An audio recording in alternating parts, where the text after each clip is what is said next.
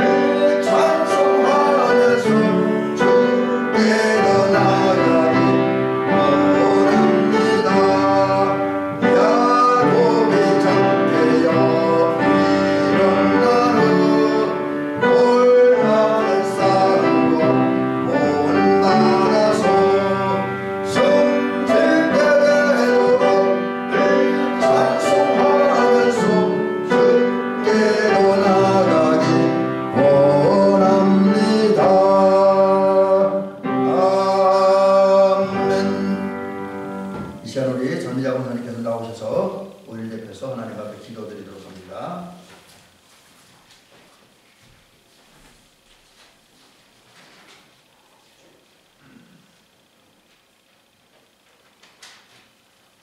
하나님께 기도드리겠습니다. 하나님 아버지 감사합니다. 겨우내 추위 때문에 얼어붙어 있던 우리 교회가 따사로운 봄날의 포근함 속에서 새롭게 해주시며 코끝을 스치는 바람에도 부드러움 속에서 주님이 원하시는 은혜로 충만케 하여 주시옵소서. 하나님 감사합니다. 우리 교회가 마을에 그리스도의 복음을 전할 때마다 믿지 않던 성도들이 다 주를 믿고 놀라운 역사가 일어나게 도와주시옵소서. 하나님 감사합니다. 사순절 기간입니다. 사순절 기간에 가족을 위해서 농사를 위해서 기도할 수 있게 하여 주시옵시고 신방도 얼마 남지 않았으니 신방도 위해서 기도하고 열심히 준비해서 그 목사님의 주시는 말씀을 잘 받아서 올 봄을 잘 이겨나갈 수 있는 그런 우리 성도님들 다 되게 도와주시옵소서. 하나님 감사합니다. 예배에 참석한 모든 성도님들 위해 간구합니다. 이 시간 마음과 정성으로 예배하게 하시고 육신의 질병으로 고통당하시는 성도님들 건강과 힘을 주시옵소서. 믿음이 부족해서 나오지 못한 우리 성도님들도 담대한 믿음을 주시옵소서. 하나님 감사합니다. 예배에 참여치 못한 성도님들 기억하시고 어느 자리에 있든지 주님의 은혜를 사모하는 그런 은혜가 되게 도와주시옵소서. 하나님 감사합니다. 말씀을 전하시는 목사님께도 함께하여 주시옵시고 힘있고 능력 있는 말씀으로 증거하게 도와주시며 그 말씀대로 새 힘을 얻을 수 있는 우리 은혜의 시간이 되게 도와주시옵소서. 예배드리는 시간이 오니 마치는 시간까지 주님이 함께하여 주시옵시고 저희들과 동행하여 주실 줄 믿고 귀하신 예수님의 이름으로 감사하며 기도드립니다. 아멘.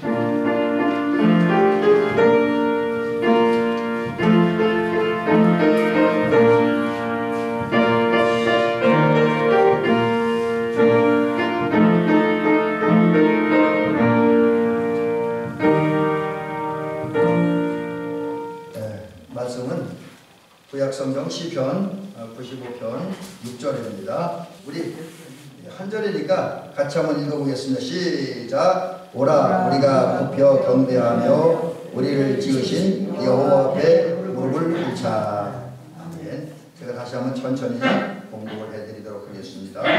오라 우리가 굽혀 경배하며 우리를 지으신 여호와 앞에 무릎을 꿇자. 아멘. 오늘은 예배를 어떠한 자세와 마음가짐 또 어떤 태도로 예배를 드릴 수 있을 것인가 이제 이런 부분을 생각을 하면서 은혜를 나누도록 합니다. 현재 많은 성도들이 주일이 되면 또 기타 이제 하나님에게 정해진 날짜가 되면 그 시간이 되면 교회를 나오고 하나님 앞에 나와서 예배를 드립니다. 우리들도 오늘 이 시간 하나님 앞에 예배를 드리고 있습니다. 근데 이제 지난주에 제가 그런 말씀을 드렸죠. 우리가 무엇을 하든지 왜 하느냐, 무엇 때문에 하느냐, 그거 생각해 봐야 된다 그랬잖아요. 그래서 우리가 뭘 하는 것, 특별히 예배 드릴 때 내가 왜 하나님 앞에 예배를 드리는가, 그 이유가 뭐야, 이걸 생각해 봐야 된다고 말씀드렸는데 오늘 제가 또 다른 과제를 하나 드리겠습니다. 여러분, 우리는 예배 드릴 때 물론 우리가 그 외에 여러 가지 많이 있습니다. 내가 하는 일이 잘하는 것입니다. 농사도 그렇고요. 또 운전을 해도 그렇고 뭘 해도 그렇고 하면서 우리는 자꾸 이제 살펴봐야 돼요. 내가 지금 제대로 하고 있는가, 잘하고 있는가, 바르게 하고 있는가. 그걸 살펴봐야 됩니다. 시시때때로 점검을 해야지, 점검을 하지 않으면 내가 잘못 갔는데도 몰라요. 실수하는데도 모르고. 그래서 점검을 해봐야 된다라는 것입니다. 그리고 이거는 예배도 마찬가지예요. 우리가 예배를 드리면서도 생각해봐야 될 것이 있습니다. 내가 진짜 지금 예배를 제대로 드리고 있는가, 바르게 드리고 있는가. 저는 그전에도 제가 그런 말씀 드렸는지 모르겠는데 어느 때부터 그런 생각을 해요. 잘하는 것보다 더 중요한 것, 열심히 하는 것보다 더 중요한 건 바르게 하느냐, 제대로 하느냐. 우리 은사님이 그런 얘기를 하더라고요. 우리 이제 신학교 다닐 때 우리 은사님이 여러분들이 다음에 좋은 목사가 되기보다는 바른 목사가 되라. 그런 얘기를 하더라고요. 바른 목사. 설교도 감동적으로 은혜롭게 하는 것보다 성경을 정확하게 바르게 가르치는, 선포하는 그런 목사가 되라. 이렇게 저희 은사님께서 말씀을 해주셨습니다. 그래서 그 얘기가 지금도 제 가슴속에 늘 남아있어요. 제 귀에 쟁쟁하게 들려옵니다. 그래서 우리가 뭘 하든지, 그래서 저는 그 예배를 이제 월요일날은 제가 주로 하는 일이 교회 공식적인 행사는 없지만 저는 바쁩니다. 왜냐하면 월요일날 주일날 예배 드렸던 것을 이제 다시 편집을 해갖고 들어봅니다. 들어보고 또 다시 제가 영상 편집을 하게 자료를 준비하다 보니까 한 2번 내지 3번 정도를 이렇게 제 설교를 보고 우리 예배 드리는 것을 영상으로 이제 점검을 합니다. 그러면서 제 이렇게 좀 아쉬웠던 거, 부족했던 부분, 또 실수했던 부분을 찾아내곤 합니다. 그래서 시작을 하는데 또 그게 그렇게 하루아침에 시작이 되지 않는 것도 사실입니다. 그래서 변하는 게 참 어렵다, 고치는 게 어렵다, 그런 생각을 해봅니다. 근데 이게 저는 이제 목사로서 저의 영적 실력도 하고 제 실력도 또 다르게 예배를 인도하게 하는 거지만 성도님들도 예배를 드릴 때 끊임없이 해야 되는 게 이거예요. 예배를 드리는 중에도 예배를 드리고 집에 가서도 시시때때로 생각을 해요. 내가 오늘 교회 가서 예배 드렸는데 예배 제대로 드렸는가? 바르게 드렸는가? 과연 내가 오늘 드린 이 예배를, 그리고 이미 드리고 조금 전에 드렸던 그 예배가 하나님이 받으실 만한 예배였는가? 하나님이 받으셨을까? 그런 질문을 늘 해봐야 돼. 나 자신에게. 그러면서 우리는 이제 나를 발견하고 내 허물과 실수가 있으면 하루아침에 변하는 건 아닙니다. 여러분 변한다는 건 어려워요. 여러분들 약점이 있는 건 안 변할 거예요. 저도 마찬가지고. 그렇지만 우리가 나를 돌아보는 가운데 내 허물과 실수를 찾아내야 됩니다. 그리고 예배를 이제 이런 것 시정해서 하나님 앞에 바르게 예배 드려야겠다라는 그런 생각, 그런 다짐들은 늘 해야 될 줄 압니다. 자, 그럼 왜 그래야 되는가? 여기 이사야서 1장 11절부터 15절에 보니까 무서운 말씀이 있습니다. 이것 때문에 그래요. 이사야 1장 11절부터 15절 제가 외우지 못하니까 이제 읽어드리겠습니다. 제가 이제 여기 원고에 써갖고 왔으니까 이렇게 되어 있습니다.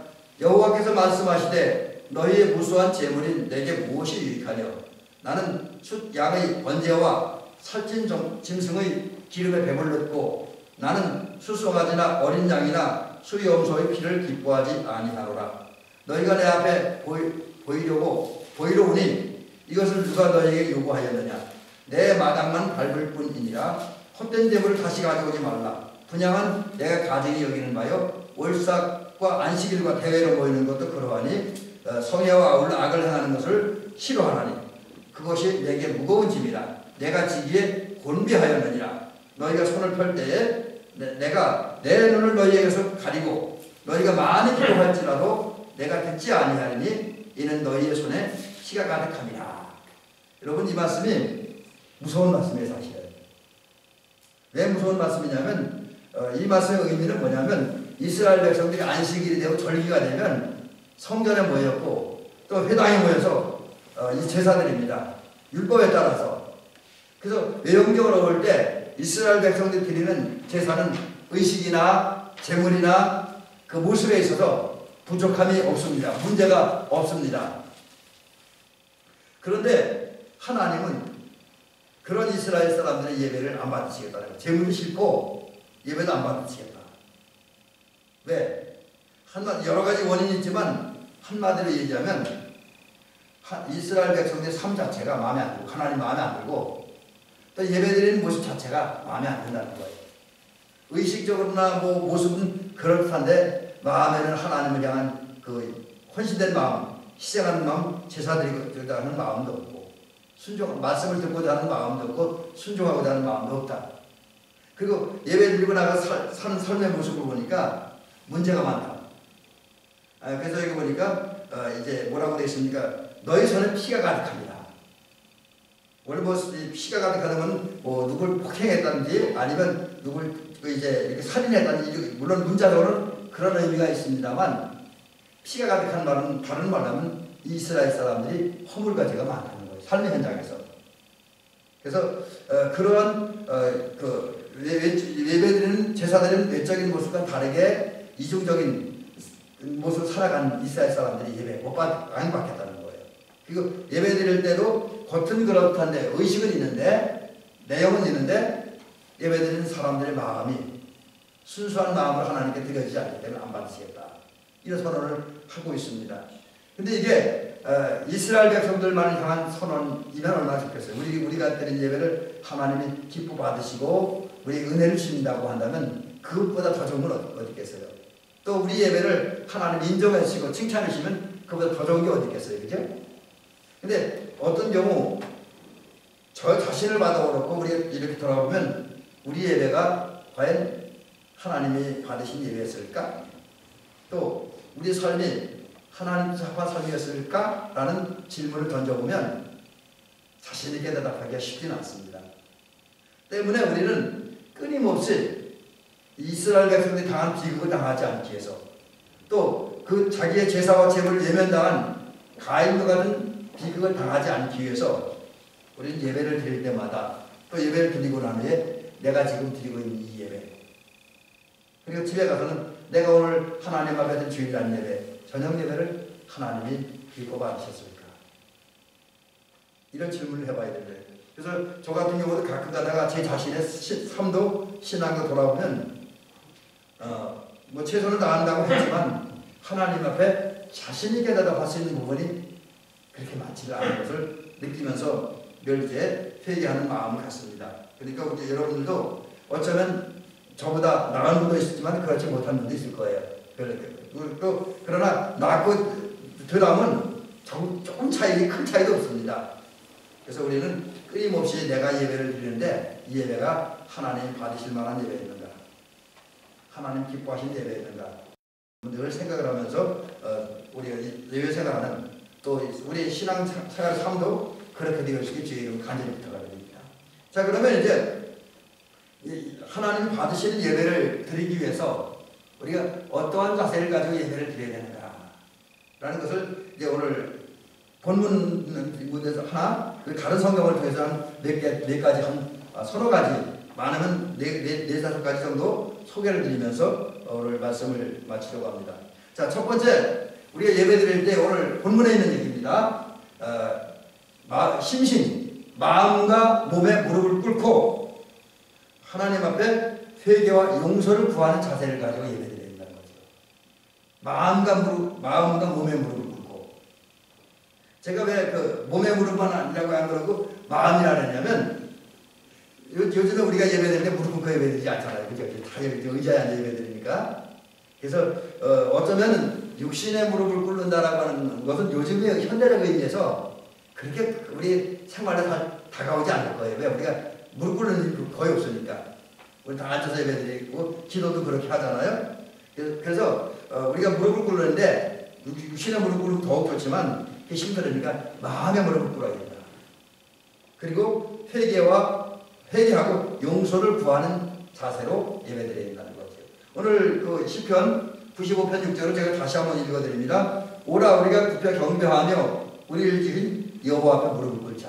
오늘 본문에 보면 분명히 하나님께 예배드릴 때에 경배를 드려야 되고 근데 그냥 경배드리는 굽혀 그리고 무릎을 꿇자 이렇게 되어 있습니다. 여러분 그 예배라는 말을 찾아보니까 그런 의미가 있더라고요. 예배 드린다라고 하는 것은 엎드린다는 거예요. 하나님 앞에 엎드린다는 의미가 있습니다. 기본적으로. 또 예배 드린다는 말 속에는 하나님 앞에 무릎을 꿇는다는 말이 있습니다. 이거 마음의 무릎이겠죠. 육신의 무릎도 그렇지만 무릎을 꿇는다. 그 다음에 또 하나는 예배 드린다고 하는 의미 속에는 내 머리를 땅에 댄다라고 하는 의미가 있습니다. 결국 이 모든 걸 종합해보면 하나님 앞에 나를 낮추는 거예요. 낮추는 거. 이게 예배라는 말의 의미라는 거죠.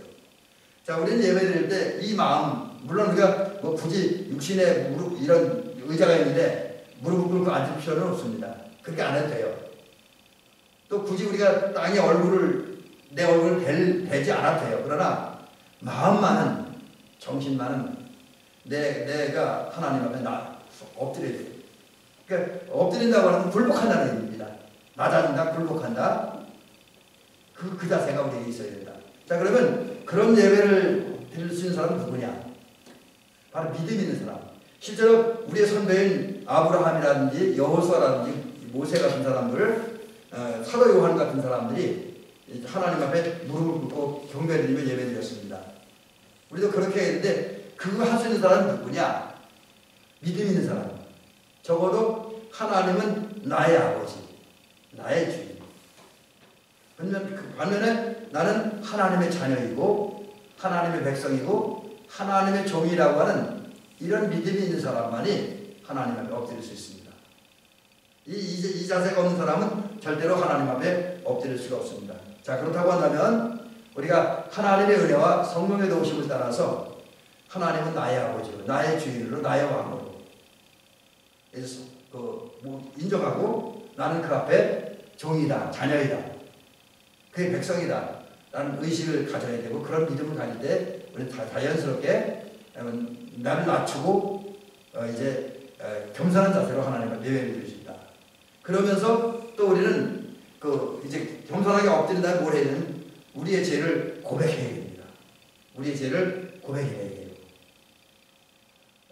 사실 우리가 하나님 앞에 나와서 예배 드리고 그 앞에 나를 낮추다 보면 나를 낮춘 상태에 들려지는 하나님의 말씀이 나의 실체를 발견하게 만듭니다. 그래서 여러분, 성경을 많이 읽으면 물론 때로는 위로도 없고 힘도 없지만 때로는 두렵습니다. 때로는 두려워요. 너무나 많은 순간 성경을 읽고 또 저같이 신학을 좀 공부를 하고 교리를 공부하다 보면 오히려 기쁠 때도 있지만 부담이 되고 두렵습니다. 네, 내 허물이 발견되고 내 죄가 발견되기 때문에. 그래서 우리가 이런 상황 앞에서 해야 될 일은 이제 겸손하게 무릎을 꿇고 낮아진 다음에 회개하는 일밖에 우리 할 일이 없다라는 사실을 깨닫습니다. 그런 면에서 보면 우리는 예배 드릴 때 마음에 무릎을 꿇고 내 마음을 하나님 앞에 낮춰서 내 마음의 이마를 하나님 앞에 엎드려서 낮추고 땅에 대고, 그런 후에 나의 허물가지를 하나님 앞에 고백하고 하나님의 용서를 구하면서 예배를 드려야 될 줄로 믿습니다. 그 다음에 이제 두 번째는 겸손한 심정으로 하나님 앞에 예배 드려야 된다. 근데 이거는 이제 좀 아까 좀 비슷한 내용 같은데 의미가 다른 게 뭐냐면, 아까는 나의 허물 때문에 그렇지만 이번에는 나의 상황 때문에 그런 거예요. 구약 성경에 보면 욥이라고 하는 사람이 있습니다. 여러분 욥기는 사실은 제가 이제 몇 번 저도 읽어봤고 새벽기도 때나 이렇게 설교를 하는데 욥기만큼 설교하기 힘든 거 없어요. 진짜 욥기는 해석하기도 어렵고 이해하기도 어렵고 설교하기는 더더욱 어렵습니다. 또 성도님 입장에서는 욥기의 말씀을 들으면 힘이 나질 않아요. 왜냐하면 욥이 고난당한 얘기만 나오니까. 근데 여러분 욥이 그래도 그 욥의 모습을 통해서 우리가 배울 수 있는 게 많이 있습니다. 그 중에 하나가 뭐냐면 욥은 어느 날 하나님 앞에 이제 자기 겉옷을 찢고 머리털을 밀고 땅에 엎드려서 예배했다 라는 것이죠. 욥기 1장 20절에 보니까 욥에 대해서 이런 얘기를 해요. 욥이 일어나 겉옷을 찢고 머리털을 밀고 땅에 엎드려 예배했다, 이런 말씀이 나옵니다. 자, 그러면 욥이 왜 이렇게 해야 되냐? 지금 이 모습은 한마디로 욥이 아주 처참한 모습이고 비참한 모습입니다. 자기 머리털을 밀고 겉옷을 찢어버리고 땅에 엎드렸으니까 아주 가장 처참한 모습을 표현하는 거예요. 비참한 모습. 왜 그랬냐면 여러분 욥기 1장 20절에 들어가기 전에 욥기 1장 2절 3절 그 앞부분에 보면 욥에 대해 소개할 때 동방의 의인이다, 완전한 자다, 악에 떠난 자다, 하나님을 경외하는 자다, 그런 칭찬이 나와요. 그리고 욥이 또 굉장히 부자였다고 하는 사실도 나옵니다. 양이 몇천만이 되고 또 소도 많고 종도 많습니다. 그리고 자녀들도 무려 10명이나 뒀어요. 10명 잘 섰습니다. 근데 어느 날 갑자기 자녀들이 모여서 잔치하고 그럴 때 갑자기 그 사탄의 장난이 있고 사탄의 역사 때문에, 물론 그건 하나님 허락한 법에 대해서 이제 사탄이 욥을 괴롭히는 거예요. 그 결과 어느 날 갑자기 욥의 10명의 자녀들이 다 죽습니다. 또 욥의 자녀 재산이 다 날아가요. 그래서 욥은 이제 그 많던 양들, 그렇게 많던 낙타들, 그렇게 많던 소들 다 잃어버립니다. 거기다가 욥의 몸에도 병이 들어요. 옛날 성경에는 악창이라고 그러는데 요즘 성경에는 아마 종기라고 번역된 걸로 알고 있는데 그런 피부병이 걸려갖고 굉장히 괴로워합니다. 거기다가 그의 부인도 하나님을 저주하고 나가 죽으라고 막 얘기를 해요. 아내도 욥이 고난당하니까 욥을 버립니다. 이런 욥의 상황이 너무나 힘드니까 그 힘든 상황 때문에 이제 욥이 자기 겉옷을 찢고 슬픔의 표시입니다. 머리털을 밀고 고난당하는 표시, 아픔의 표시입니다. 그 다음에 땅에 엎드려 경배하고 예배를 드립니다. 여러분, 우리가 살다 보면 우리 역시 때로는 고난을 당하고 어려움을 당할 수가 있어요. 그렇죠? 여러분, 우리 인생이 늘 좋은 일만 있는 건 아니잖아요. 그죠? 어쩌면 우리 인생은 좋은 일보다 힘들고 어려운 일이 더 많을 수도 있습니다. 그런 상황에서 우리 예배 드릴 때 우리가 드리는 예배의 자세 중에 하나가 나의 비참한 모습, 나의 고난당한 모습, 나의 어려운 모습을 주님께 말씀드리는 거예요. 그게 이제 요새 욥의 경우 그게 머리털을 밀고 겉옷을 찢고 땅에 엎드려 경배하는 그 모습으로 나타나는 겁니다. 여러분, 살면서 힘들고 어렵고 마음이 아픔과 상처가 있을 때에 우리가 할 수 있는 일은 이겁니다. 예배, 하나님 앞에 나와야 됩니다. 예배를 드려야 됩니다. 그때 우리는 우리의 비참한 모습을, 요처럼 그런 흉내를 낼 것까지는 없지만 우리의 비참한 모습, 우리의 아픈 모습을 하나님께 고백해야 돼요. 하나님께 말씀드려야 됩니다. 그래야 하나님의 은혜가 있을 것입니다. 그래서 우리 우선 그런 예배를 드리기 위해서 우리가 이제 마태복음 11장 28절 말씀을 생각할 필요가 있습니다. 마태복음 11장 28절에 보니까 수고하고 무거운 짐진 자들아 다 내게로 오라 내가 너희를 쉬게 하리라 라고 예수님이 직접 말씀하셨어요. 이 말씀대로 우리 예배들이 나올 때 우리 있는 모습, 내가 삶의 현장에서 당한 아픔과 고통들, 상처들, 고난들, 실패들, 걱정과 염려를 다 가지고 그대로 나와야 돼요. 그리고 그것을 주님 다 내어놓는 마음으로 우리는 겸손한 마음으로 이제 무릎을 꿇고 예배하는, 또 하나님의 은총을 구하며 예배하는 저와 여러분이 되는 줄을 믿습니다. 여러분 힘들고 어렵습니까? 괴롭습니까? 마음에 아픔과 상처가 있습니까? 그럴수록 더더욱 머리털을 밀고 옷을 찢고 또 하나님 앞에 엎드려 경배드리며 예배했던 욥과 같은 마음과 생각과 자세를 가지고 하나님 앞에 예배를 드리면서 하나님의 은혜를 구하는 저와 여러분들이 되시기를 주의 이름으로 간절히 부탁을 드립니다. 그 다음에 세 번째는 예배 드릴 때 우리가 가져야 할 마음가짐이 뭐냐? 감사하는 마음. 하나님의 은혜, 특별히 우리에게 구원과 해방과 자유의 은총을 주신 하나님께 감사하는 마음으로 예배드릴 줄을 믿습니다. 여러분, 우리 성도님들이 반드시 가져야 할 건 나는 예수 이름으로 구원받았다. 예수 십자가의 공로로 구원받았다고 하는 이 믿음을 분명하고 확실하게 가져야 됩니다. 여러분 구원받은 거 믿으십니까? 아멘. 할렐루야. 좋습니다. 이 믿음이 있어야 돼요. 사실 우리 기독교 신앙은 구원에 대한 확신이 없으면 아무 의미 없습니다.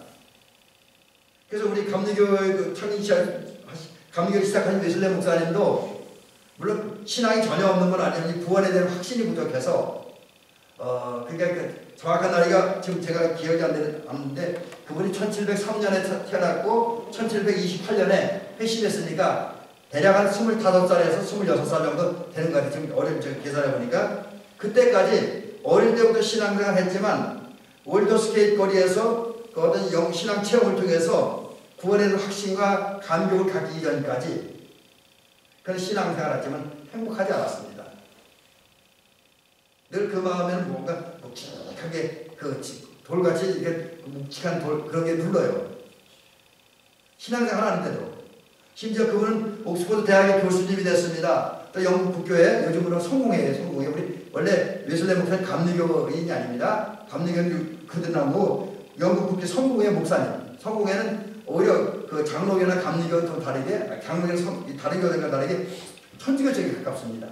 그래서 많은 분들이 우리 감리교회는 뭐 천주교적인 요소들이 있다. 뭐 그런 얘기를 좀 많이 해요. 왜? 웨슬레 목사님 그 신앙관이 그렇기 때문에. 그래서 이제 거기에 국교회 목사로 됐어요. 그 다음에 옥스퍼드 대학에서 시아버와 성경을 가르치는 교수였습니다. 또 아버지 밑에 가서 아버지 사무엘 웨슬레의 그 목회를 돕는 부목사 역할을 했습니다. 근데 그럼에도 불구하고 25살 내지 26살 될 때까지는 구원의 어떤 그 확신을, 어떤 그 구원의, 하나님의 구원의 역사를 경험하지 못했기 때문에 이 마음이 늘 묵직한 게 있었어요. 번민이고 괴로움이 있고. 그래서 조지아주 선교사로 하러 가다가 풍랑을 만났을 때는 그 풍랑 때문에 죽음의 공포를 두려워했어요. 근데 그랬던 그분이 언제부터 그런 것을 벗어나서 자유의 평화로 얻었느냐? 사실 그 부인은 되게 악처예요. 우리 전미자 권사님이나 신동교 권사님 거기에 참 뭐라 그러죠?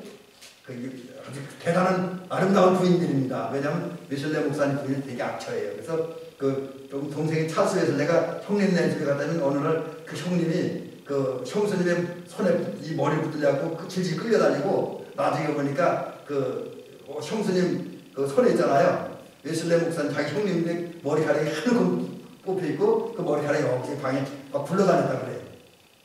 그 정도 악처육을 모시고 살았음에도 불구하고 근데 그 다음에 물론 사모님이 돌아가시는 대원 얘기가 나오니까 그 다음에 웨슬레 목사님 전 부인 생각해서 대원 안 하는 거예요. 근데 부부관계는 어려웠는데 그럼에도 불구하고 이 목사님은 구원의 확신을 갖고 나니까 그 불쾌했던 마음, 아내 때문에 또 여러 가지 때문에 불쾌했던 마음 때문에 그 기분 나쁜 것이 오래가지 않고 그날 안에 다 정리되고 늘 행복하게 살았다. 이제 그렇게 이야기를 합니다. 그래서 우리 기독교 신앙은 구원에 대한 확신이 없어요.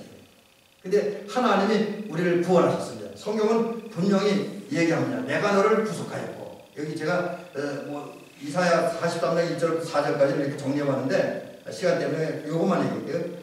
여기 이사야 43장 1절부터 4절 사이에 보니까 내가 너를 구속하였고 무슨 얘기입니까? 하나님이 이사야 선지자를 이스라엘 백성들을 구원했다는 거예요. 또 우리를 향해서는 하나님이 우리 박지호 권사님을 또 박기호 권사님을 또 여러 권사님들을 또 우리 집사님을 구원했다는 선언입니다. 여러분 하나님이 우리를 구원하셨습니다. 근데 이게 쉽게 된 건 아니잖아요. 우리가 사람들 예수님을 십자가에 달려 죽게 하시고 피해값 생명을 값으로 지불하시고 우리를 구원하셨습니다. 때문에 우리는 이제 우리를 구원하신 하나님께 감사해야 돼요. 그분이 우리를 구원하셨기 때문에 우리는 어떤 상황 가운데 자유로울 수 있고 행복할 수 있습니다. 또 희망을 가질 수가 있습니다. 그래서 늘 이제 감사하는 마음으로 살아가는 저와 여러분 되어 주시기를 주의 이름을 간절히 부탁을 드립니다. 마지막 한 가지만 말씀드리려고 합니다. 우리 이제 예배 드릴 때 이제는 어느 한 가지보다는 그 기본적으로 실천할 몇 가지 그 예배의 자세에 대해서 말씀드리려고 합니다.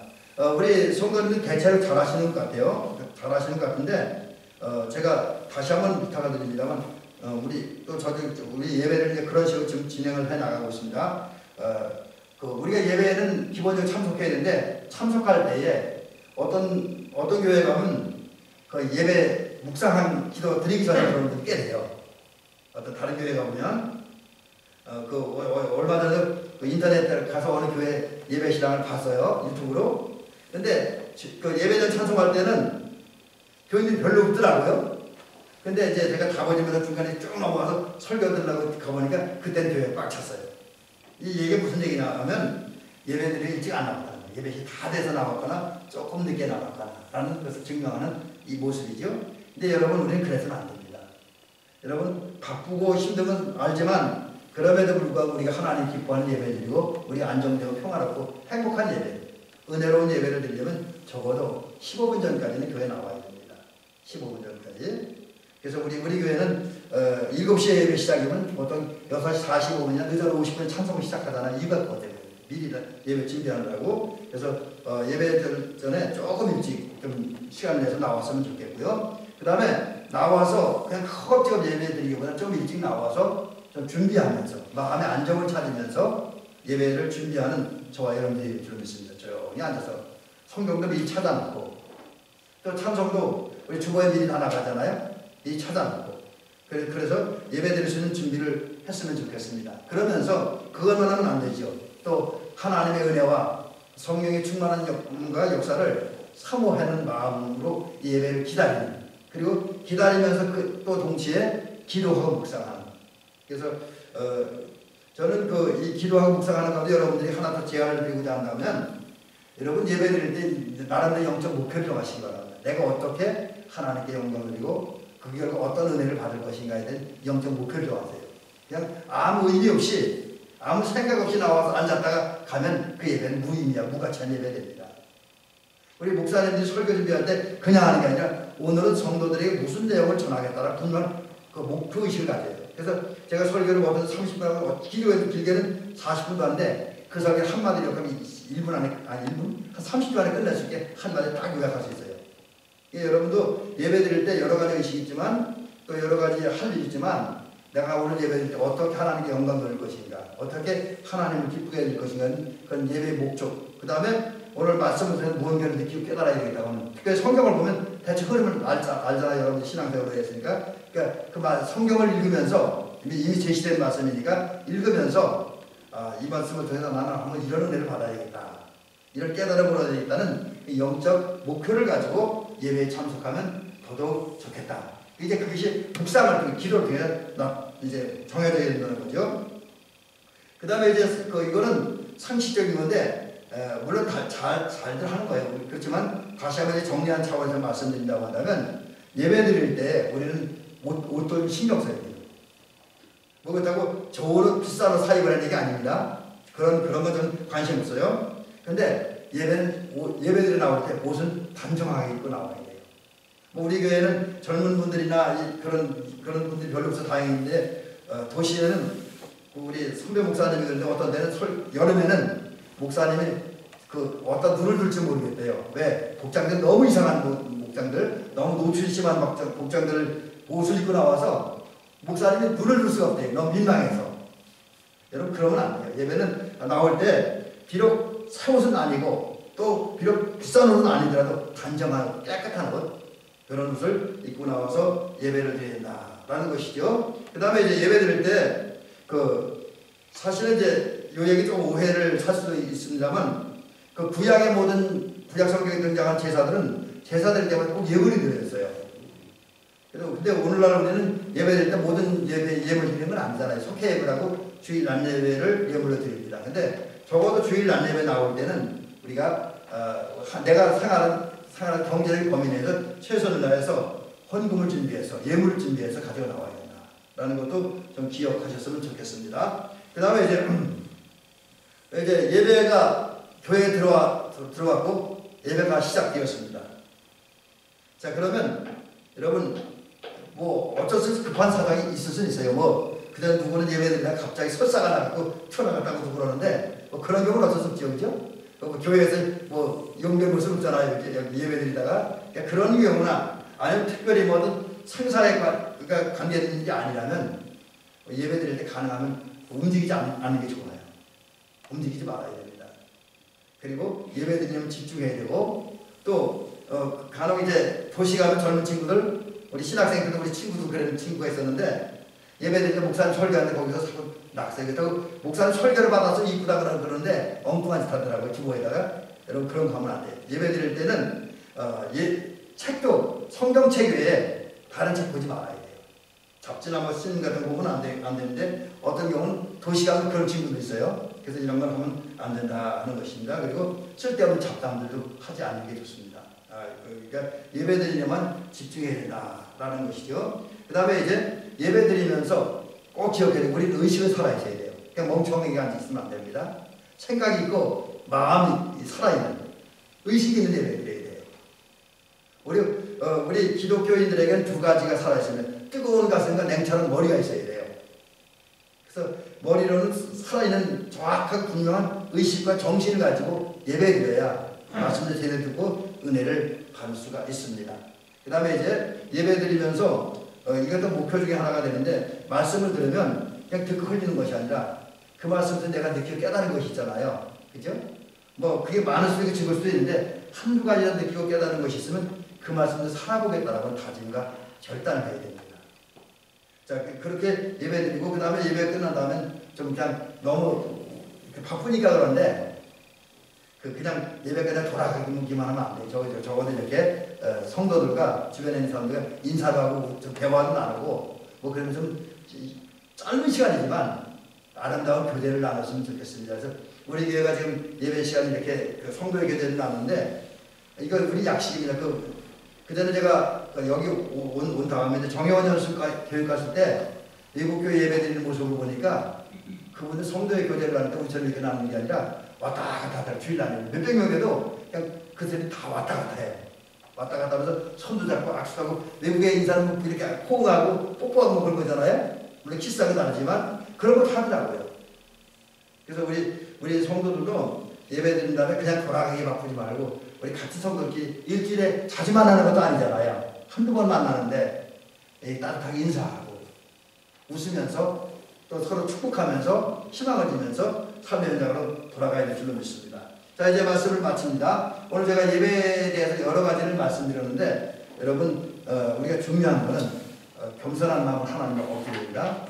그리고 어려운 일을 당할 때는 내 모습 그대로 가지고 나서 하나님 앞에 마치 욥이 머리털을 밀고 옷을 찢고 엎드려 경배하는 그 자세, 내 어려움과 고난당한 자세를 그대로 보여드리고 말씀드리는 그런 예배, 또 하나님이 우리 구원하셨으니까 그 해방과 자유를 주셨으니까 그분의 은혜에 감사하는 마음으로 예배를 드리시길 원합니다. 그리고 이제 제가 여기 예배에 대해서 좀 일찍 나와라 이제 여러 가지 정리해드렸는데 다 정리하면 또 넘어가니까 이렇게 말씀드리는데, 하여튼 예배에 필요한 여러 가지 기본적인 의식과 자세를 가지고 하나님 앞에 나와 예배드림으로 우리의 예배가 하나님이 받으신 아름다운 예배, 은혜로운 예배, 복된 예배가 되어주시고 또 여러분 그 예배 때문에 더욱 행복해지시기를 주의 이름으로 축원합니다. 기도로 드리겠습니다.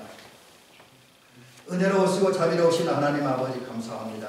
오늘 예배드린 자세와 태도에 대한 말씀을 들었습니다. 하나님, 우리가 살면서 끊임없이 우리 자신에게 던져보아야 할 질문이 있습니다.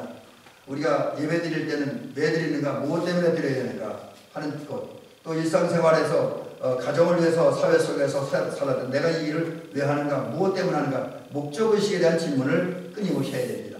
더불어 우리 예배드릴 때나 일상생활할 때는 내가 하는 이 일이 지금 제대로 하고 있는가, 바로 하고 있는가, 내가 하는 이 길이 정말 생명의 길로 가는 바른 길인가, 이것을 끊임없이 물어보아야 되고 거기에 대한 대답을 찾아야 됩니다. 특별히 오늘 우리 성도들은 예배드릴 때 내가 드린 예배가 과연 하나님이 받으실 만한 예배인가, 하나님 기뻐하는 예배를 내가 드리고 있는가 질문해보고 점검해보고 살펴보는 우리가 되어지게 도와주옵소서. 그런 후에 이제 우리 자신의 실체를 발견하고 이후에 하나님의 은혜와 성령의 도우심 속에서 우리는 하나님 앞에 마음의 무릎을 꿇고 마음의 이마를 하나님 앞에 딱 내려놓고 겸손한 마음으로 굴복하는 마음으로 낮은 자세의 모습으로 하나님 앞에 예배를 드리는 우리가 되어지게 도와주옵소서. 아울러 우리는 예배 드릴 때에 이제 욥이 옛날 그 당하는 고난과 아픔 때문에 머리를 밀고 옷을 찢고 땅에 엎드려 경배하며 예배드리고 티끌을 날리며 예배드렸던 것처럼 우리도 고난당하는 우리의 모습을 하나님 앞에 그대로 가지고 나와서 정말로 그 고난당하는 우리의 모습을 그대로 보여드리면서 하나님의 은혜와 하나님의 도움을 간청하는 우리가 되어지게 하옵소서. 아울러 그런 상태에서 우리를 구원하시고 우리 자유와 해방과 평화, 영원한 생명을 주신 하나님의 은혜에 감사하면서 예배드리게 하옵소서. 그 외에도 예배드리기 좀 더 일찍 나와서 이제 조용한 가운데 기도와 묵상 가운데 예배를 준비하고 또 성경을 찾고 읽는 가운데 이제 예배드리는 그리고 묵상하는 가운데 이제 오늘 예배드리는 것을 통해서 우리가 나름대로의 거룩한 목적을 세우고 그 목적에 합한 예배를 드리는 우리가 되어지게 하옵소서. 또 말씀을 들은 다음에는 이제 말씀대로 살아보겠다라고 하는, 깨달은 대로 살아보겠다는 다짐과 결단을 하는 그러한 예배를 드리는 우리가 되어지게 하옵소서. 아울러 우리 예배 드릴 때에 모든 예배에 다 해당하지는 않지만 그래도 우리가 마음의 예물을, 경제의 예물을 준비하여 가지고 정성스럽게 하나님 앞에 드리는 예배 생활하게 하옵시고, 또 예배 드리는 그 시간은 다른 것 하지 아니하고 오직 예배에만 집중하는 우리가 되어지게 도와주옵소서. 해서 우리가 하나님 기뻐하는 영적 예배를 드리고 그 결과 예배를 통해서 하나님과 우리 사이가 더욱 가까워지며 하나님과 하나이 되어지며 이후를 하나님과 동행하는 삶의 역사가 있어지게 하옵소서. 예수님 이름으로 기도로 드리옵나이다. 아멘. 우리 내일 새벽부터 9주 동안 농사와 자녀들을 위해서 산업을 위해서 기도하는 그런 시간들입니다. 교회에서도 기도하시고 집에서도 기도하시고 시시때때로 이 문제를 놓고 기도해 주시기 바랍니다.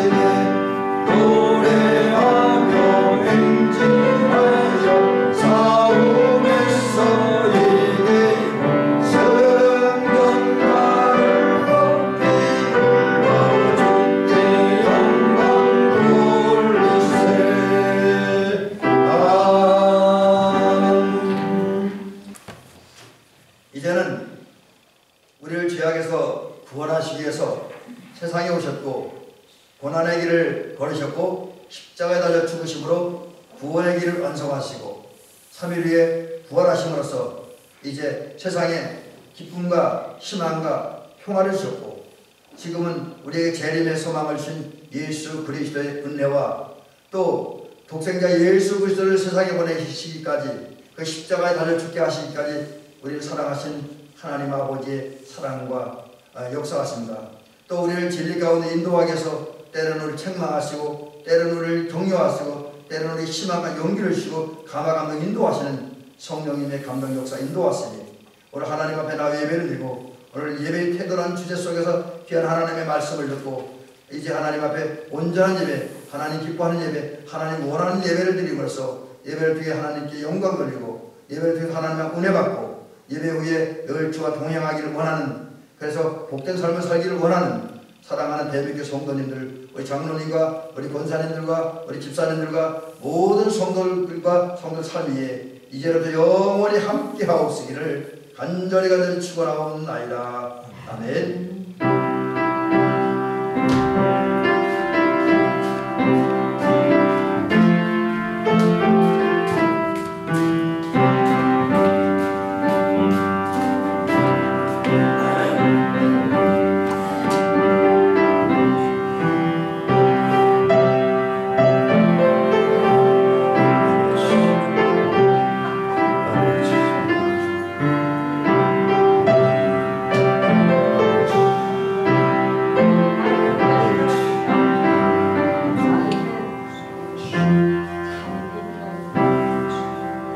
감사합니다.